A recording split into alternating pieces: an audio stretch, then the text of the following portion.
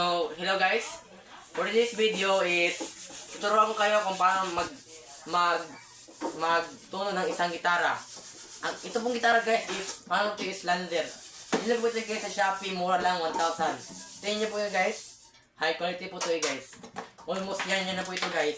So, check natin kung okay ba ang kanyang tuno. G mo natin guys. So, alam niyo na hindi natin tuno guys. So, first step guys, ang una niyang gagawin is itong 6 string, itutuno niyo guys. Okay? Pag ganyan yung tunog guys, okay na siya. Tandaan nyo guys ha, pag ganyan tunog. Ito sa pangalawa guys, 5 fret eh, hindi. So, tataluyukin natin guys.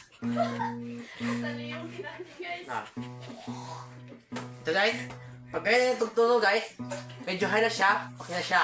At itong pangatlo. So, okay na rin siya. Pang-apat.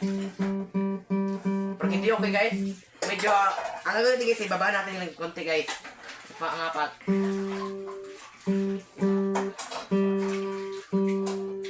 Yan. Pag ganun ang tunog guys, okay na siya. Ito. Pag ganyan guys, yabag yan. Tune up po yan guys. Yun na ha. Yan. Pag ganyan tunog, okay na. So last.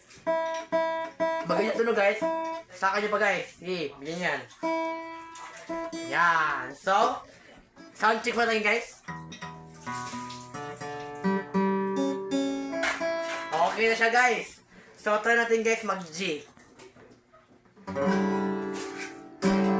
Okay na siya guys. So, okay na siya. Ganun na po guys magtuno ng isang gitara guys. I hope you like your video. Thank you for watching and see you next time. Don't forget to like, share, subscribe to my channel. Bye.